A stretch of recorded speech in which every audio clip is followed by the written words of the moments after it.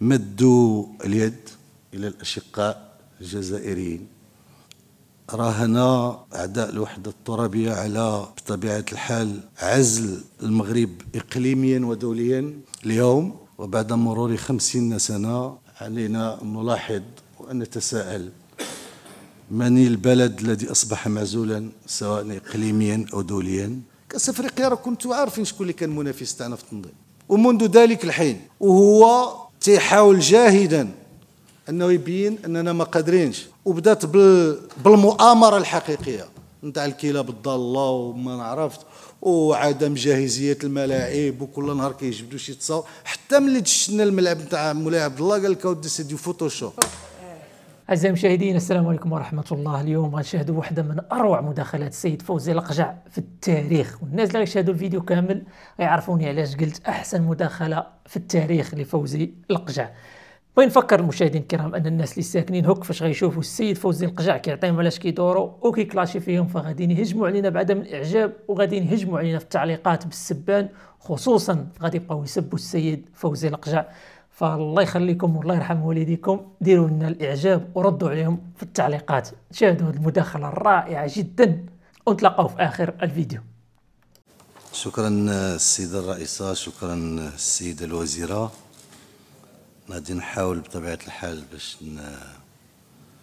نكون مكمل ونتفادى الأوراش الفلاحية والصناعية التي حققت فيها بلادنا الشيء الكثير. في البداية لابد أنني نشكر السيدات والسادة النواب على التفاعل تاعهم مع مشروع قانون المالية الحالي، وهذا التفاعل اللي سمعنا له بإمعان لمدة تفوق 20 ساعة، نقاش نعتبره تجسيدا لروح التعاون التي سادت دائما بيننا جميعا لتثبيت الإنجازات والرصيد الإيجابي، ولكن أيضا للبحث عن حلول للمستقبل وللإشكالات المطروحة. النقاش أعتبره إيجابيا، وأشكر مرة أخرى السيدات والسادة النواب، ولكن لابد أنني نوضح مجموعة من النعوت التي وصف بها العمل، متمنيا بصدق أنها تكون تعبيرات غير صادرة عن قناعات، وتكون ردود فعل ظرفية وداخل لحظة معينة من اللحظات. النصف المسار نتاعنا نتاع إعداد القوانين المالية باللعب والكذب وبالتشريع المقاس.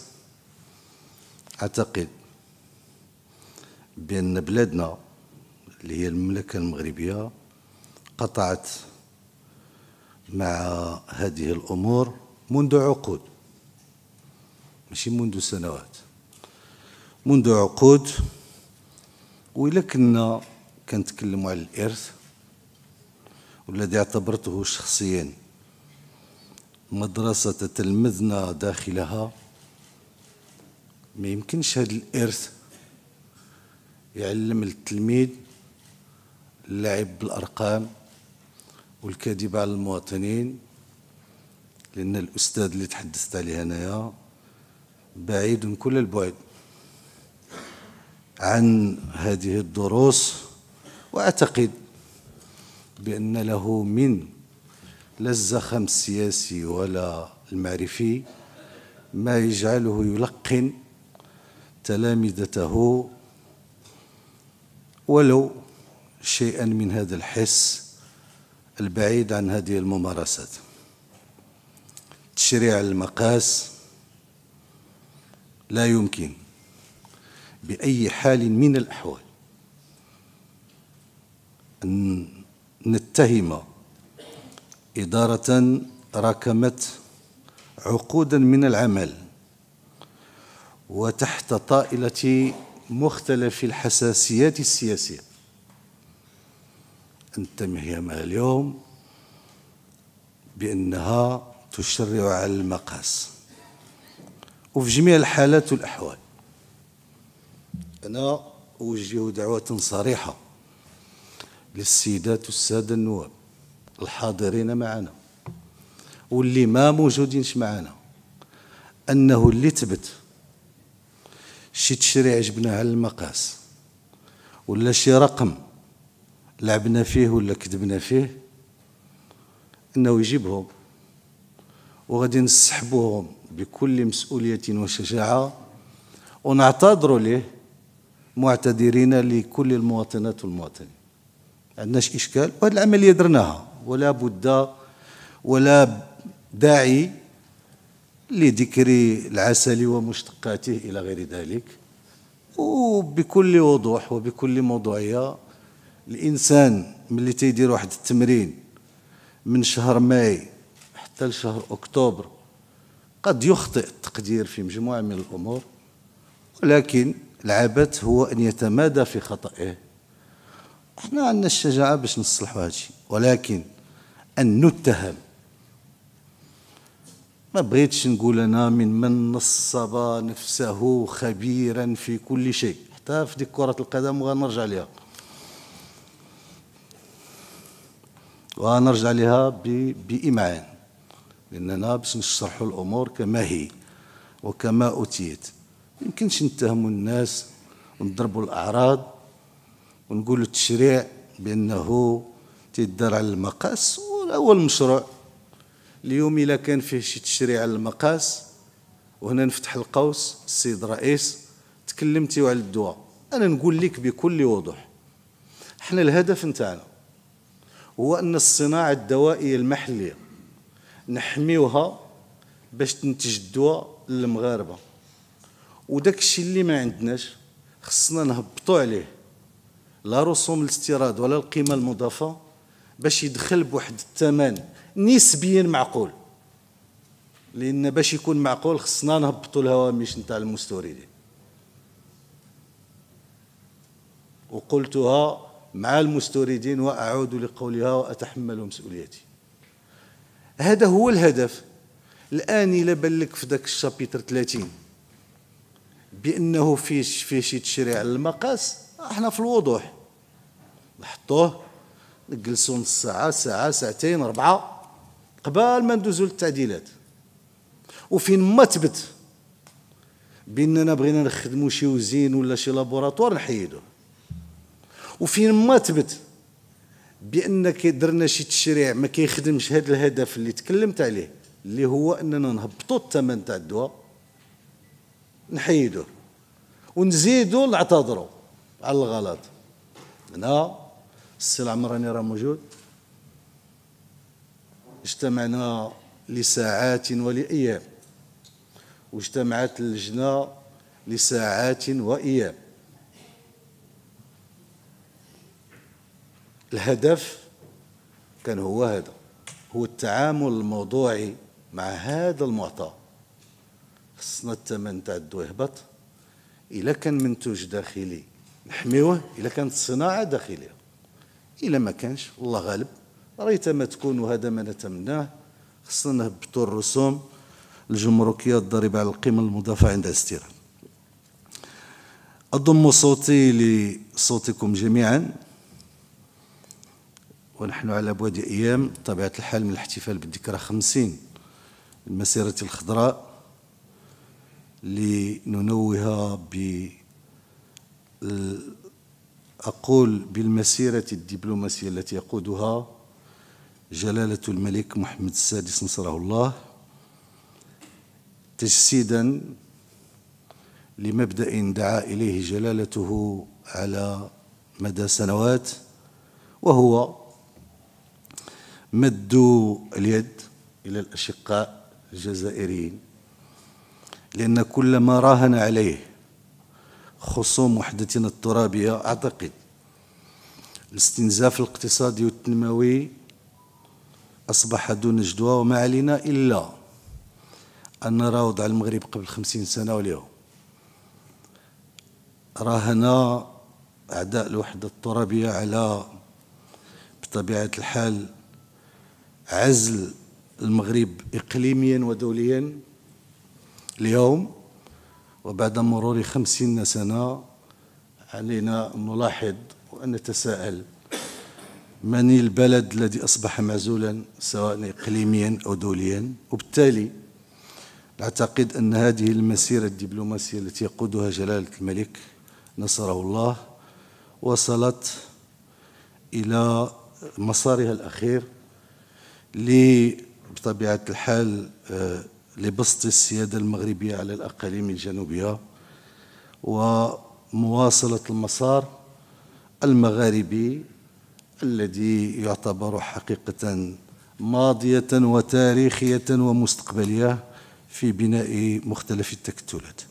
هي فرصة لأعبر عن قناعة راسخة هي الدور الاستراتيجي الذي تقوم به مختلف المؤسسات الأمنية، سواء الأمن الوطني أو القوات المسلحة الملكية أو الدرك الملكي والقوات المساعدة، والحماية الوقاية المدنية من دور رائد سواء لتوفير الأمن والسلم داخل مختلف ربوع المملكة أو في حماية الحدود.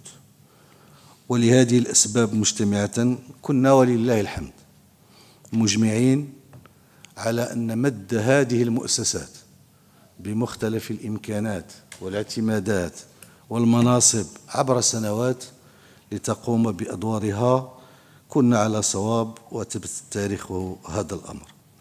قبل ما نمر المسألة نتاع مجموعة النقاط المرتبطة بمشروع قانون المالية، لابد أن أشكر السيدات والسادة النواب على ثنائهم على أعضاء الفريق الوطني لأقل من 20 سنة. بطبيعة الحال ماشي من السهل أن اليوم يكون عندنا فريق يفوز بكأس العالم. أذكر بأن هذه كأس العالم تتلعبها 211 بلاد في الأدوار الإقصائية، وكنمشيو بطبيعة الحال 24 منتخب باش نلعبوا الأدوار النهائية، والفريق الوطني تمكن من الفوز بهذه الكأس، مبرزا على أن النموذج الرياضي الكروي المغربي يمكنه وصار بإمكانه مقارعة النماذج الأوروبية المتفوقة في هذا المجال، سواء فرنسا وإسبانيا أو أمريكا اللاتينية الأرجنتين والبرازيل، ولا أمريكا الشمالية ولا كوريا ممثلة لآسيا. هذا المسار يمكن تلخيصه في مجموعة من الأمور التي تظهر دائما على أنها سهلة وواضحة، ولكن ترجمتها على أرض الواقع يتطلب العديد من العمل حتى لا أدخل أكثر في التفاصيل. المسار بدأ في سنة 2008 برسالة كانت لي الفرصة أن وجهت الدعوة إلى مختلف الفاعلين في كرة القدم على المستوى العالمي لقراءة هذه الرسالة، وهي دعوة موجهة مرة أخرى لكل من لم يطلع عليها أنه يراجع المحتوى نتاعها، لأنها كانت خارطة طريق مفصلة في أدق التفاصيل للنهوض بالقطاع الرياضي. 2009 وكترجمة حقيقية لهذه الرسالة ولهذه المناظرة صاحب الجلالة الملك محمد السادس نصره الله يدشن أكاديمية محمد السادس لكرة القدم، وهذه الأكاديمية هي اللي اعطات أناحي أنيف أقرد والتقنوتي إلى غير ذلك من اللاعبين. اللي لعبوا في قطر واللي وصلوا لسنة 22، يعني بعد واحد المسار نتاع 10 سنين فيه التكوين والممارسة على مستوى، هما اللي وصلوا في قطر باش يلعبوا نصف النهائي لكأس العالم. نفس الأكاديمية هي التي أنتجت 7 ولا 8 نتاع اللاعبين اللي اليوم شفتيهم داخل الفريق الوطني لأقل من 20 سنة واللي فازوا بكأس العالم. والمجال لا يتسع لذكر الأسماء الأخرى. عندنا منتخب وطني اليوم آخر غينطلق إن شاء الله في المنافسات نتاع كأس العالم يوم 3 نوفمبر بقطر، وفيه مجموعة من اللاعبين خريجي أكاديمية محمد السادس لكرة القدم.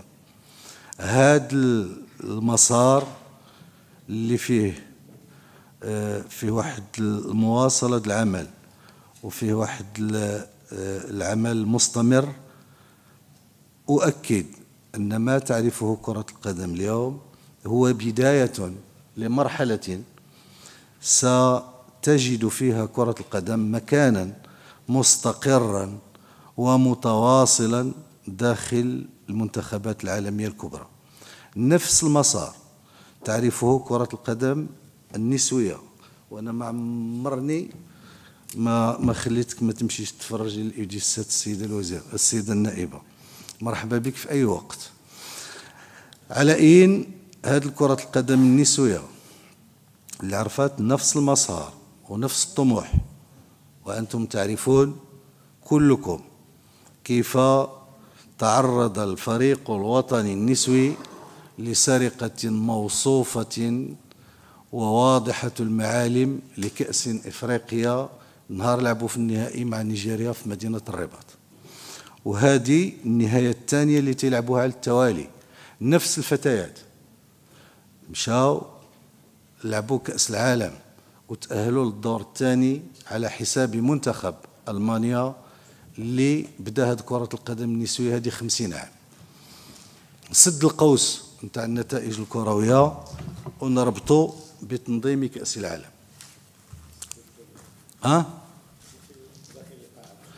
باش نمنز عزيز عليك انت هذا داخل القاعة.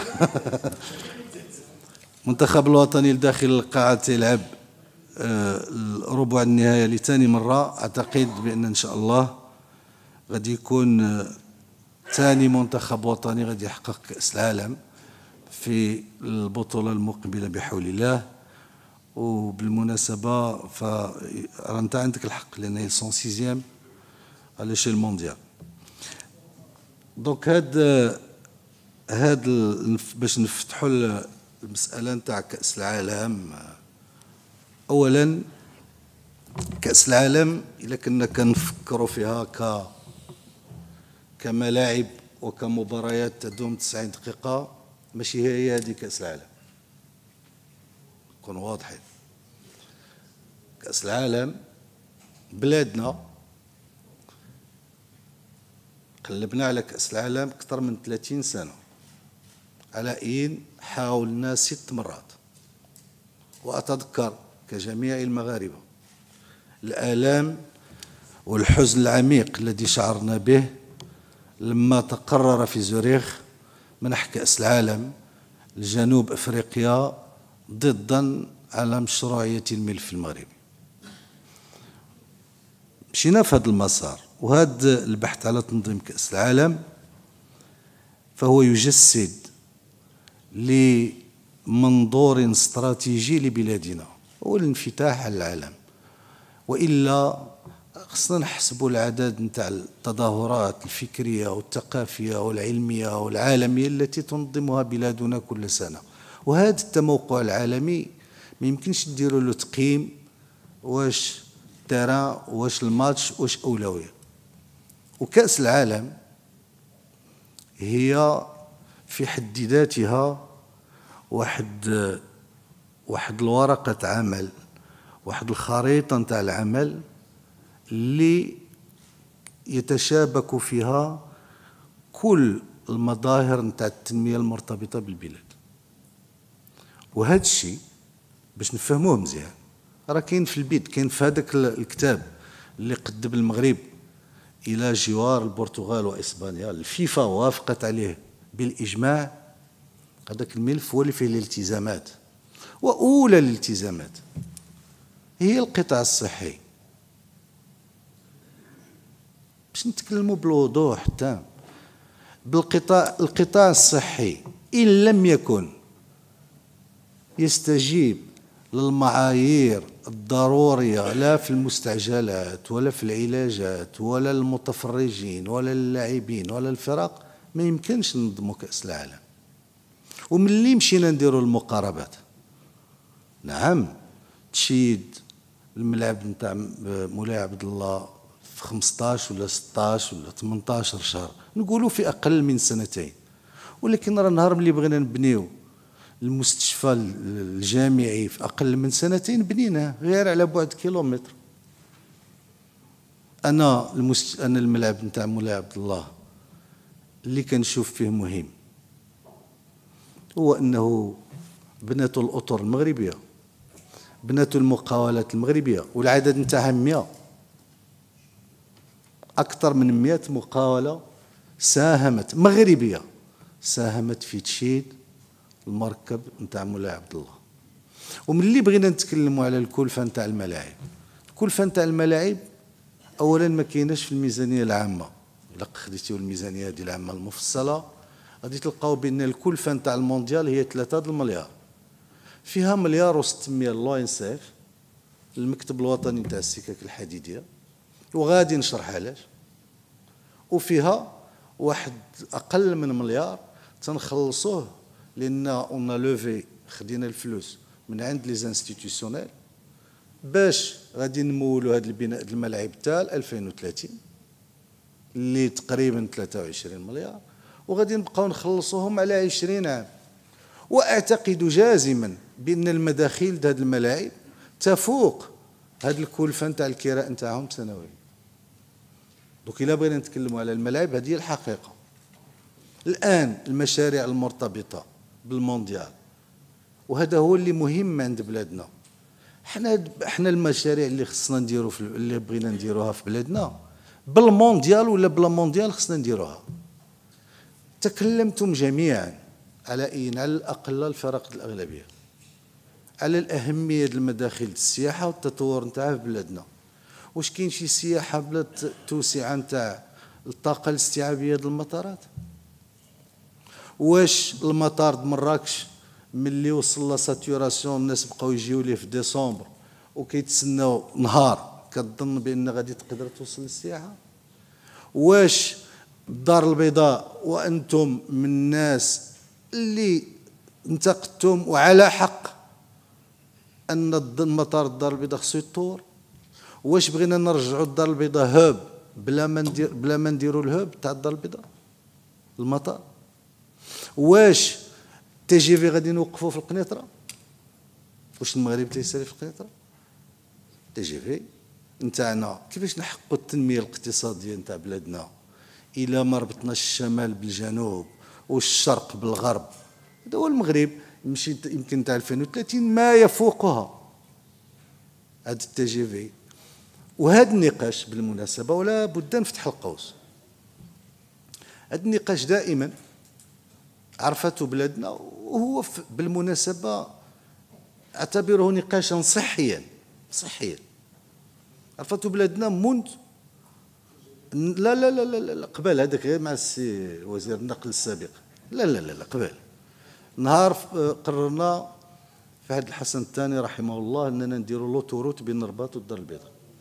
اليوم تريبلينا هذيك لوتوروت وما كفاتش، ومشينا غادي نديروا لوتوروت الاخرى اللي تربط الرباط والدار البيضاء، لان هذيك لوتوروت اللي تريبلي ما كفاتش لا فريكونس تاع النقل. وتاسفنا جميعا ونتاسف على انه كان من النهار الاول درناها الكلفه كانت هي العشر نتاع الكلفه الحاليه ديال الكيلومتر ديال لوتوروت. دابا المشاريع نقولوا سيدي حنا نحيدوا المونديال، واش التي جي في ما يمشيش يوقف؟ واش المطارات ما يتوسعوش؟ واش العرض الصحي نتاعنا كذا مطلب راه خصنا نوسعوه ونرقيوه وغادي نرجع لهذه الصحه الاشكال الحقيقي. دونك هاد المشاريع اللي هي اللي جايه في المونديال. ونزيدك وهذاك ان شاء الله الا بغيتيو شي نهار نذاكروا فيه بتفصيل على المونديال ونعطيكم البيد وداك الشيء، وغادي تجينا الفرصه انه راه كاين من حقوق الشغل، وراك شتي في الانتقادات اللي تعرضت لها البلد اللي استضاف كأس العالم 2022. راه كانت حقوق الشخصيه ود العمل ود الشغل الى غير ذلك، في من هذا الشيء للبيئه للانفراستركتور الى وكل شيء. هذا الشيء المسار التنموي اللي كاين عندنا في المونديال يمكن كانت فيه بزاف د الامور اللي ما غاديش دار دابا. يمكن ما كانش غادي دار في 30، يمكن في 31، يمكن في 32. المونديال فرصه لان نسرع من هذه المشاريع. واش معناه ان هذه هي المشاريع اللي غادي تشكلنا الاولويه ونديروا نقطه ونرجعوا للسطر؟ لا، متفقين جميعا انني انا بحال هو اللي هضر على كرسيف، انا في بركان خصني نشعر بانه هاد كاس افريقيا وكاس العالم تعنيني في شيء، وهذا هو السؤال، هذا هو اللي سميتو لو بورتاج. وملي تنتكلموا على هذه المشاريع وراك شوف كاين التفاصيل الدقيقه نتاع هذا الشيء والاثر، لان ملي تنتكلموا اليوم على النمو مشينا ل 4.6 وغادي نمشيو لكثار وغادي ندخلوا لافورشيت نتاع 5 وغادي ندوزوها. على اين غادي تدوزها الحكومه اللي غادي تجي من بعد؟ هذا هو لانني قبيله بعدا نسيت، لان هذاك النعوت اللي تتصدر راه صعيبه ملي تتغير المواقع وتتسبب حرج صعيب، لان الموقف السياسي ما يقدرش يتبع. اللهم الانسان يتريط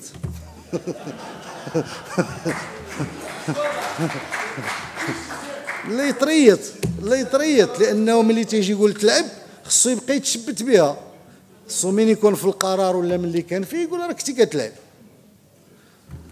دونك هذا الموضوع نتاع كاس العالم والمزايده الى غير ذلك، انا هاد المشاريع الكبرى الا غادي تخلق لنا الثروه، الا تعطينا لا فالور اجوتي وتعطينا لا كرواسونس وتعطينا الشغل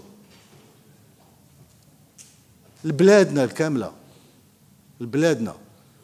وهذا بالمناسبه ملي تنتكلموا على واحد لا كومبيتيسيون كاس افريقيا راه كنتوا عارفين شكون اللي كان المنافس تاعنا في التنظيم،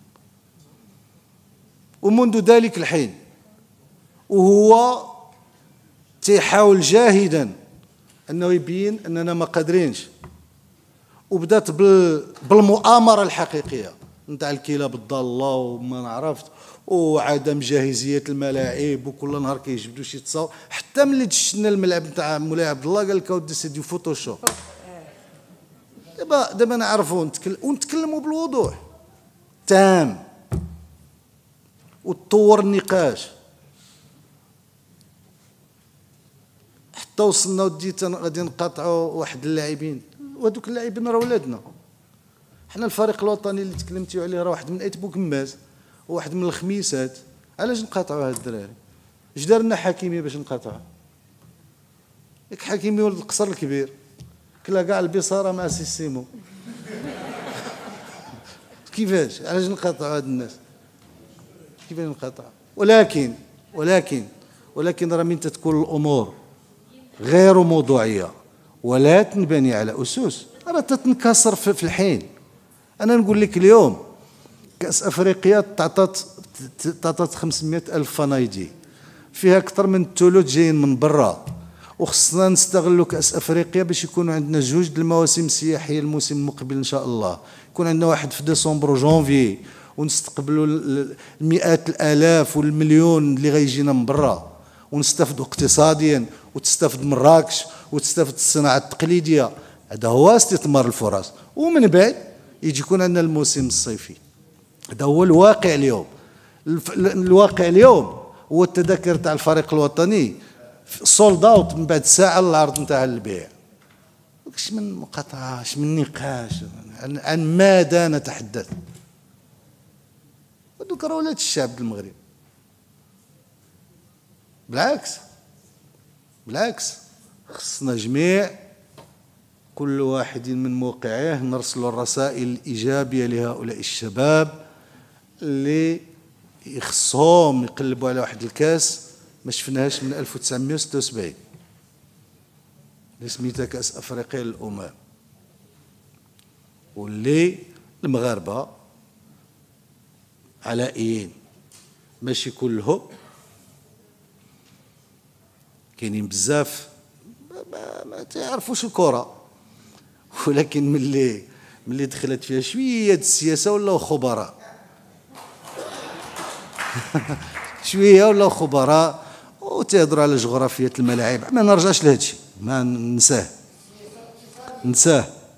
كاين مجموعه د الامور جات في المداخلات. انا غير من اجل التوضيح باش يكون عندنا النقاش دائما واضح مقاد. قلتها في العديد من المناسبات أن المالية العمومية تخضع للبعد الاستراتيجي الذي يتجاوز الولايات التشريعية، ولهذا السبب جعل منها الدستور قانونا تخضع أولوياته لمصادقة المجلس الوزاري الذي يترأسه جلالة الملك نصره الله. وفي هذا الإطار الرسالة التوجيهية التي وقعها السيد رئيس الحكومة الحالي والسابق واللاحق توقعها بعد خطاب العرش في بداية غشت، لأنها تأخذ بعين الاعتبار توجيهات اللي تجي بسيدنا الله ينصرو في الخطاب العرش عبر التاريخ، وهذا هو عين العقل.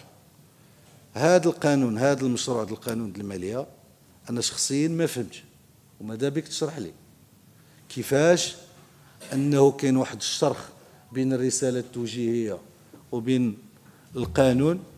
أنا لقيت أنا 4 الأولويات اللي مشاو في الرسالة التوجيهية هما اللي جبنا في القانون، هما وفيهم توجيه مشروع جاء في خطاب جلالة الملك بمناسبة عيد العرش، وهو المشروع نتاع التنمية الترابية المحلية المندمجة. خدينا بعين الاعتبار في الرسالة التوجيهية اللي وجه السيد رئيس الحكومة ومشينا به من بعد لهذا، مشينا به للقانون واحتفظنا على نفس الترتيب، غير باش ما يوقع لكش الخلطة السيد الرئيس عاوناك. احتفظنا على نفس ترتيب الأولويات اللي كانوا في الرسالة التوجيهية مع القانون.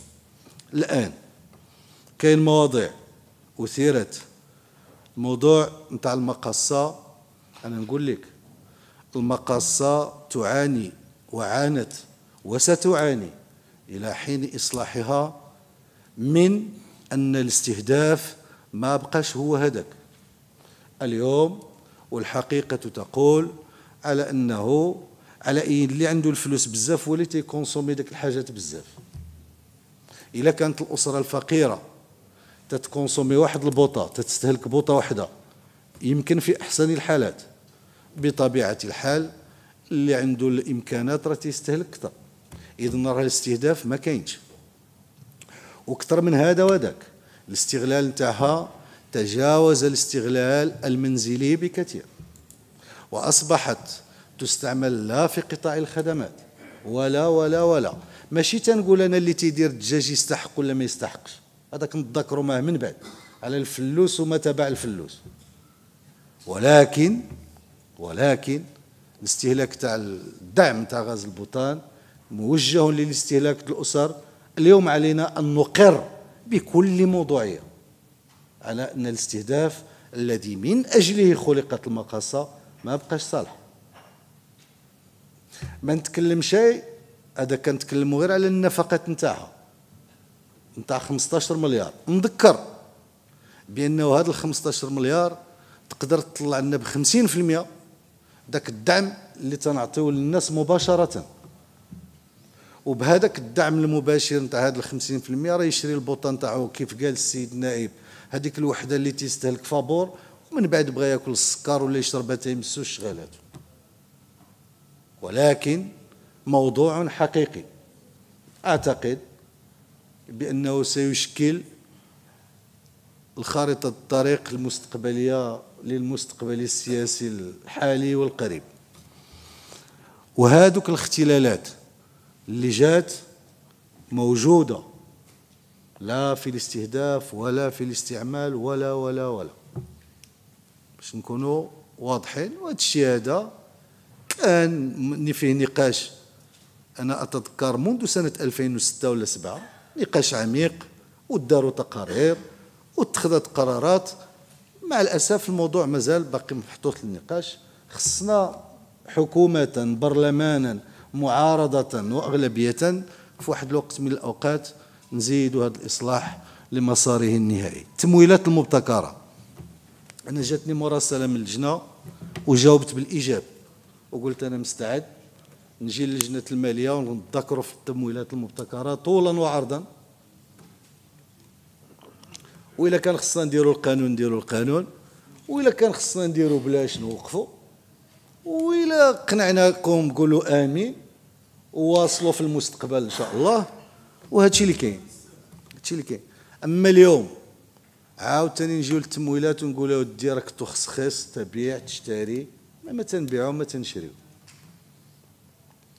كاين واحد لي زاكتيف عند الدولة، واش هادوك لي زاكتيف تاخذوا القيمة نتاعهم وتمشي دير واحد لي زاكتيف اخرين وتخلص واحد القيمة كرائية، وملي دوز المدة كتستارد الملك نتاعك ودير به اللي بغيتي عاود تاخذ عليه القيمة وتكريه ولا خليه عندك. ولا حنا القرار، والقرار ما خداتوش هاد الحكومة واصلت. ومن بين المواضيع اللي خلاتها تقول تواصلوا في 21 هذا الموضوع. 2019 قررنا أننا نديروا التمويلات المبتكرة، وهذه التمويلات المبتكرة هي اللي اليوم تتمكن بلادنا أنني عوض ما نحتفظ غير بواحد السي اشو تناخذ قيمته تندير السي اشو الثاني. الآن غادي تقول لي ودي بعته وخصصته، فاش؟ دابا ملي تيجي ذاك المواطن يدخل ذاك السبيطار واش تيقلب على الطبيب والسيرفيس ولا تيقلب على التيتر فونسي نتاع ذاك نتاع السبيطار مكتوب في سميت من؟ واخا وملي العلم مشى لابعد الحدود وفي جميع الاختصاصات اللي فيه الكره وما يتبعها، علاش تنكريو السفارات ياك هما السياده كاع على برا، وعلاش تنكريو هنا مجموعه الادارات تنخلصوا الكرا؟ علاش ما قلناش اودي لا تا هما نشريوهم باش من نشوفوا في ذاك التيتر نفرحوا ونقولوا راه حنا ناجحين. دوك هاد التمويلات المبتكره السيدات والساده النواب، انا كنقول لكم انا جاتني المراسله واستجبت ايجابا، انا كننتظر الموعد الذي يناسبكم ونتكلموا بالوضوح. هاش درنا وها النسبه المئويه وها شحال كنخلصوا د لانتيري، خلصنا 7 المليار. داكشي اللي قال السي عبد اللطيف الجوهري على حق في هذه وفي الشيء الاخر. الا بغيتي غير على السي عبد اللطيف الجوهري عنده الحق، ولكن انا نقول لك عاوتاني باش نتكلموا على الرصيد والارث والى غير ذلك، راه كل وقت وبركته. كاين اللي دار شويه الخصاصه الله يكمل عليه بالخير. تا دابا راه كاينه الخصاصه، راه كاين ما نخصو، راه كاين ساهل، كاين واحد 25% تاع اتصالات المغرب نساليو معها وصافي ونقولوا دي ما درنا لا تمويل مبتكر ولا زوج. كاين اللي كنا في واحد الظروف عاود استفدنا ب5 المليار دولار، وهذا الشيء ما استفدتش به الحزب ولا الحكومه، استفدت به بلادنا ودارت المشاريع. اليوم هاد الهوامش اللي كاينه هي التي تمكن بلادنا انها تنجز ذاك النموذج التنموي اللي وضعه سيدنا منذ اعتلائه العرش في 3 الركائز. راه غير ناخذوا شويه المسافه ونقراو. خلينا بالركيزه الاولى الحقوقيه الديمقراطيه المصالحه مع الماضي. كاين شق اقتصادي وشق اجتماعي وفيه التراكم والحكومات والمسؤولين والبرلمان تيكونوا واحد الحلقة في هذا المسلسل المتواصل. ونحن أمة تجاوز تاريخها 14 قرن. دوك اللحظة والولاية وداك الشيء سناخذوه بكثير من التأني. بطبيعة الحال الطموح نتاع كل واحد هو يطول داك الحلقات، دير داك الشيء كل واحد الله يكمل عليه بالخير، ولكن هذا هو المسار. وهذا اليوم هذه التمويلات المبتكرة لا يجب أن نتعامل معها. وأنا نقول لك احنا كيفاش تنفكر ونقولها لكم من دابا. هذا العام هبطنا ل20، كلما تمكنت الإيرادات الضريبية أنها توفر ديك الهوامش تنقصوا. في 27 حسب التقديرات نتاعنا الحكومة المقبلة ما غاديش تكون إلا بغات تبقى غير في هاد لا فيتاس. أنا بغيتي تزيد الله يكمل عليك بالخير. دابا إلا بغات تبقى غير في هاد لا فيتاس ما غاديش تحتاج للتمويلات المبتكرة، وإلا بغات ديرها وتطلع الله يكمل عليها بالخير. هذا هو القرار. ملي تنقولوا يا ودي هاد المالية العمومية أرقام ولا كيفاش الأرقام؟ المالية العمومية بعدا ماشي هو هذا القانون اللي عطيناكم. المالية العمومية راه هما اللي مورس تاع الوزارات كلها هما. راه كاين 43 شابيتر، وكل شابيتر فيه 12 جهة، وكل جهة فيها 20-30 مشروع. دونك إلا بغيتي تعرف التفاصيل الدقيقة نتاع هاد السياسة العمومية كاينة تما. واخا مزيان ما فيهاش سياسة وفيها غير الأرقام والتقنية وعمل تقني ونهزيل بسيط، ما علينا. دابا ملي تنقول لك أنا راني جبت الاعتمادات وجبت الموارد البشرية لاستقلالية القضاء، واش هذه السياسة ولا ماشي؟ عطونا التعريف، راه يمكن ما نعرفوش أنا شنو هي السياسة. أنا سؤال طرحوه للنقاش. ملي تنقول اودي انا افيكتيفمون كيف جيتيو كنعطي 27,000 نتاع المناصب لقطاعي التعليم والصحة ونطلع المصاريف تاعهم ب20 مليار، واش هذا خيار سياسي ولا لا؟ ملي كنجي نقول لك اخويا وغادي نجاوب السيدة النائبة، ما تسمحوا لي ما عنديش لوردر هذا الشيء. ملي تنقول انا لا روتوني لا سورس الحجز في المنبع غادي نطلعوا للشركات، نعمموا كاع للشركات اللي كدير اكثر من 50 مليون تاع الدرهم، وتتقول لي السيده النائبه ودي كيف يعقل انك تدير الحجز على المنبع للضعفاء؟ ما فهمتش الضعيف واش اللي كيدير 5 المليار ضعيف؟ يا ربي نكونوا منهم. كيفاش ضعيف؟ الحجز المنبع اللي كيدير 50 مليون، وراه قالت لك السيده الوزيره كاع داك الشيء اللي تحت كنديو منه 1.7، بغيتي نديروا له الله يسامح ديريه له. خصنا نتفقوا. وشنو كنقولوا لهذا السيد اللي كنديروا له الحجز المنبع على الضريبه على القيمه المضافه؟ تنقول له يا ودي انا اللي خدام مع السي شهيد قبل ما نخلص السي شهيد ناخذ الضريبه على القيمه المضافه ديك 20% نعطيها للدوله، ما نعطيهاش للسي شهيد لانه يقدر ياكلها وما يخلص ويلقى العذاب ويتعذب وغادي يديروا له المراقبه. السيد الرئيس شوف اسمع لي يا سيدي، اسمع لي السي شهيد راه كيعرف واش انت ناطقه رسميه بسميه السي شهيد. شوف هذا هو اللي درنا لهم. دابا الشركات الرياضيه اللي قلتي ودي عطيناهم يا ما تعطيناهم، بعدا واش كتعرف على ملي كنتكلموا ديال الوداد والرجاء والجيش والفتح 16 دوك 16 هذوك 16 كنا درنا هذه الاجراءات هذه زمان. قلنا لهم ودي الضريبه على الدخل غادي نديروا لكم واحد لاباطمون تاع 50% وتبداو تخلصوا حتى يزول تتوليو الكوماند دو مورتال على 5 سنين. ملي درناها في ذاك الوقت هذوك خداو هما تعطلوا باش يديروا الشركات الرياضيه، تعطلوا. اش قلنا اليوم؟ قلنا هذاك الامتيازات اللي عطينا لهم في ذاك الوقت غادي نخليوها لهم اليوم ونقولوا ابارتير من النهار اللي كترجع شركه رياضيه. ياك الرجاء الرياضيين ياك انت مع الرجاء رجعت شركه رياضيه غادي تبدا تستافد من داك الشيء 5 سنين مع القنيطره ما علينا. الماس رجعت، لا غير باش نشرحوا. قلت لي ودي عطينا تصعب لهم عاود جبنا شي امتياز، عطينا لهاد الرياضه حسبوا علينا شي، علاش ما عطينا لا الامتياز وما عطيناش عاوتاني التعليم الاولي ولا ما عرفت شنو. دونك هاد الشيء هو اللي كاين، هادو هما الاجراءات. الدرون، الجمارك تستعمل الدرون، وإلا لقينا أحسن من الدرون نستعملوه لسبب بسيط. دوك الناس المهام نتاعهم هما يشاركوا في حماية الحدود ويحاربوا الغش ويحاربوا، أنا نقول لك وباش نسهل عليك المأمورية. وحنا جالسين في هذا البرلمان حتى النهاية نتاع ديسمبر، كاع داك الضعيف اللي عرفتيه والضريبه مشات عنده دارت له شي فيسكاليتي خلصها جيبيه، نردوها له نقولوا له اسمح لنا انا هنيتك. ولكن اللي يربح 5 المليار غايدير الحجز عند المنبع، وإلا ما دارهاش غادي نديروا له التاكساسيون دوفيس.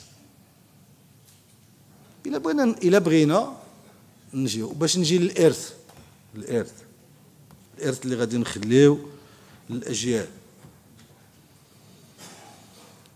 غادي نهضروا، أنا نحيد هاد التمويلات، غادي نحيد كل شيء اللي فيها النقاش، تنستنفذوا النقاش، تقنعونا ولا نقنعوكم، ما عنديش إشكال. أنا نمشي غير للموارد العادية.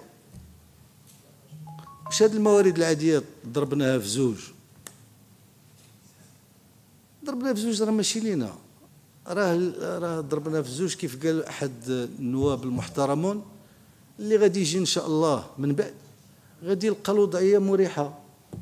وهذيك الوضعيه الصعيبه اللي لقينا حنايا ما قلناش اودي سببها فلان ولا فرتلان. قلت انا في العديد من المناسبات، انا كنت تما في موقع المسؤوليه وكانت الظروف صعيبه وكان هذا.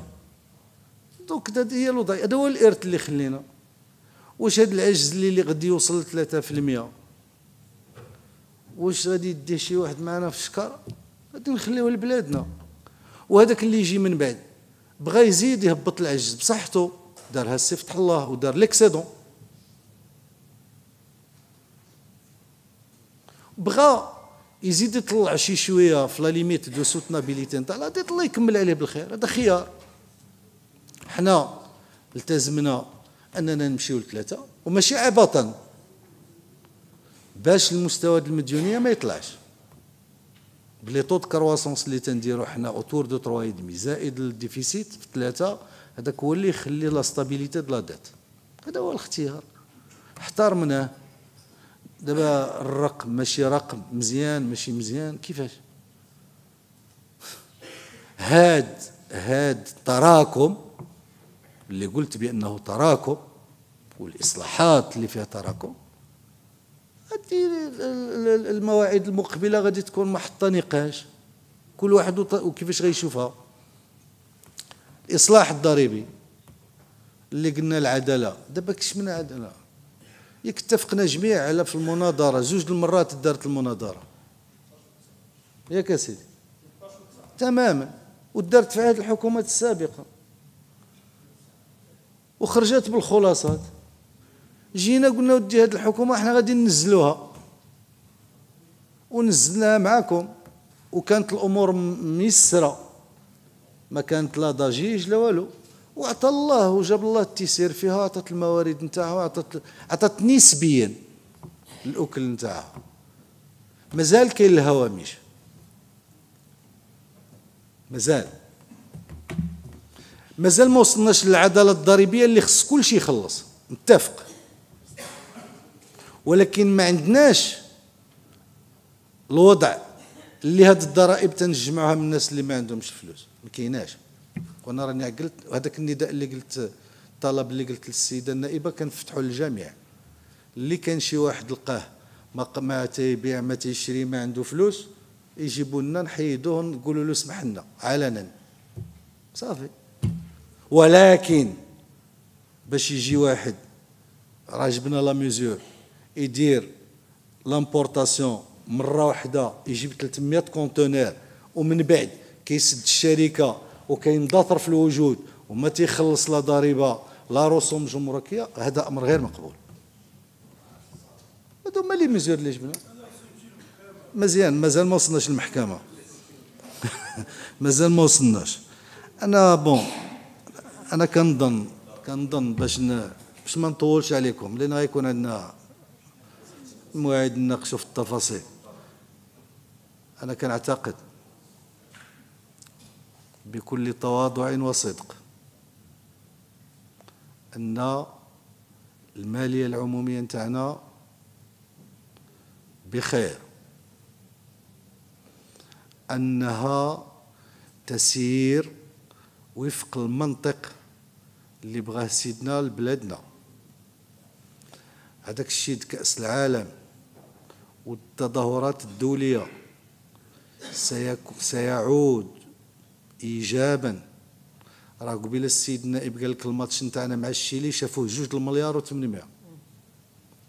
من هنا ل 2030 هذاك التواني اللي تنخلصوا عليها الملايير نتاع لا بوبليسيتي غادي تكون عندنا مضمونه بالساعات مجانا.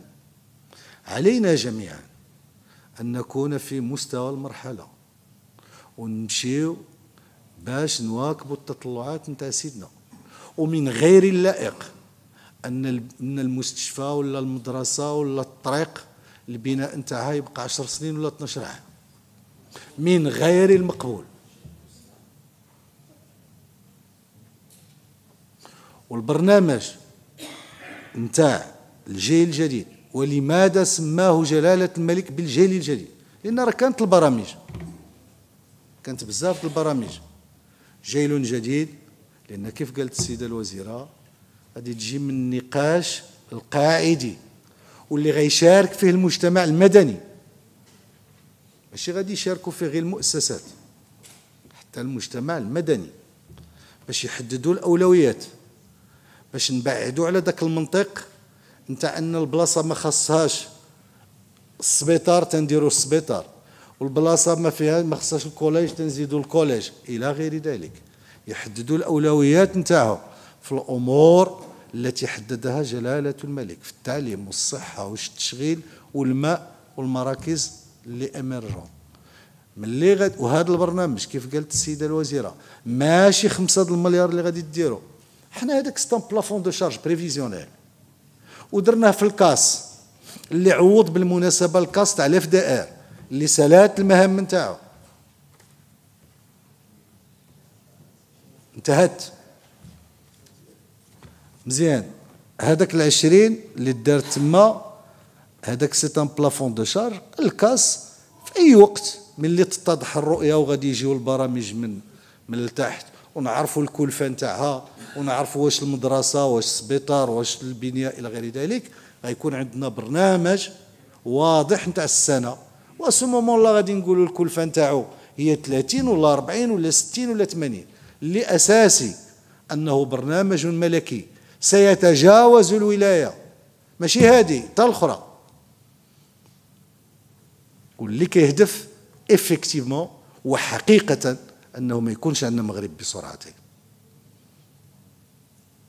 ان يكون عندنا مغرب بسرعه واحده، لان هذا هو الاراده نتاع سيدنا. والسرعه من تنبغيو نوحدوها ما تنيفليوش الاباس. اللي راه يدير 10 سنين في البني خصو يطلع عند مول 14 شهر، ماشي هذاك اللي تيدير 14 نهبطوا ولا 20 عام. هي السرعه اللي بغاتها بلادنا، والماليه العموميه نتاع بلادنا بخير. يجب ترسيخ مكاسبها للاجيال الحاضره والمستقبليه، وهي ملك ل40 مليون مغربي، وتراكمت فيها التجارب وتعددت القراءات، ولكنها بخير. انا الا كاين شي وصيه نقولها بلي انا هضرتي واش العمل ولا ماشي العمل، وراه تصريف العمل بشكل جيد راه مزيان، ماشي مزيان. شنو خاص نحافظوا على هاد المكاسب ونزيد ونطلعوها، وان شاء الله ما غادي تكونوا الا انتم في هاد الممثلين في هذه القاعه اللي غيديروا هذا الشيء مستقبلا.